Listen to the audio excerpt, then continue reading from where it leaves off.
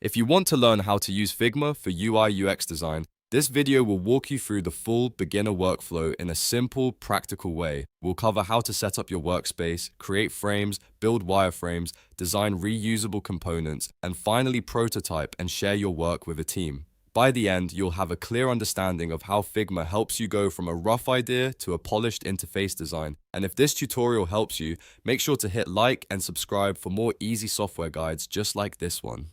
Alright, let's start with the basics. When you open a new Figma design file, the first thing you'll notice is the central canvas. This is your main working area where all of your screens, layouts, and components will live. On the left, you'll see the Layers panel, which helps you organize everything in your file. On the right, you'll find the Properties panel, where you can adjust sizes, spacing, colors, typography, effects, and much more. Across the top, you have the main toolbar with the tools you'll use most often. Getting familiar with this layout is important because once you understand where everything is, designing becomes much faster and more intuitive. Now let's create your first frame. Press F on your keyboard to activate the frame tool. After that, look at the Properties panel on the right and choose a preset screen size. You can pick something like iPhone for a mobile design or desktop for a website layout. Frames are the foundation of your UI design because each frame represents a screen or artboard in your project. Once your frame is on the canvas, you can start planning the structure of your interface. For the next step, use basic shapes to block out your layout.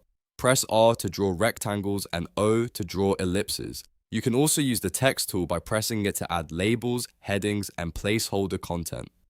At this stage, you're not trying to make things perfect.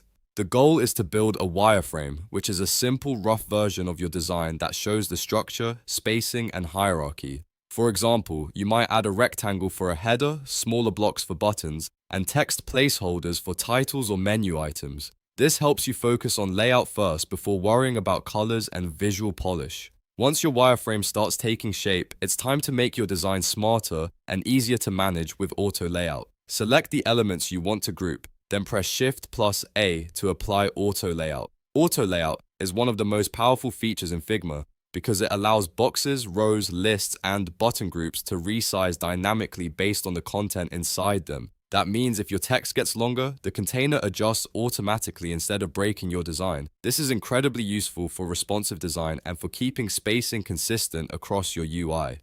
Now let's say you have repeating elements like buttons, navigation items, cards, or menu rows. Instead of designing each one separately, turn them into components. You can do this with Ctrl or Command+Alt+.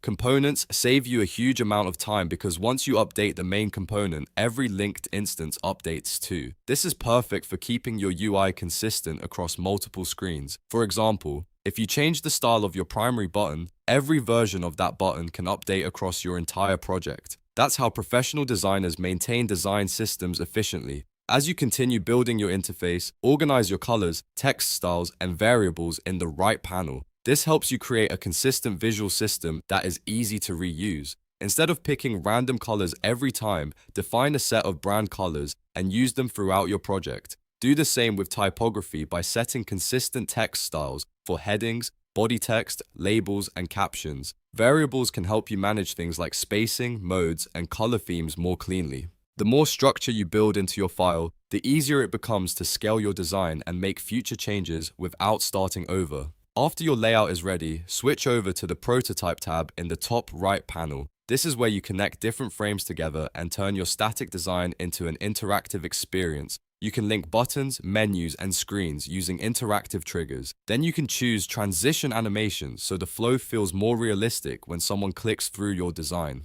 Prototyping is especially helpful when you want to test a user journey, present your idea to a client, or show developers how the interface should behave. When your prototype is ready, use the share button to let teammates view or comment on your file directly. This makes collaboration much easier because everyone can leave feedback in one place. You can share the working file, review comments, and make updates without sending endless screenshots back and forth. If you're working with developers, this also helps handoff become smoother because they can inspect spacing, styles, and interactions from the same design file.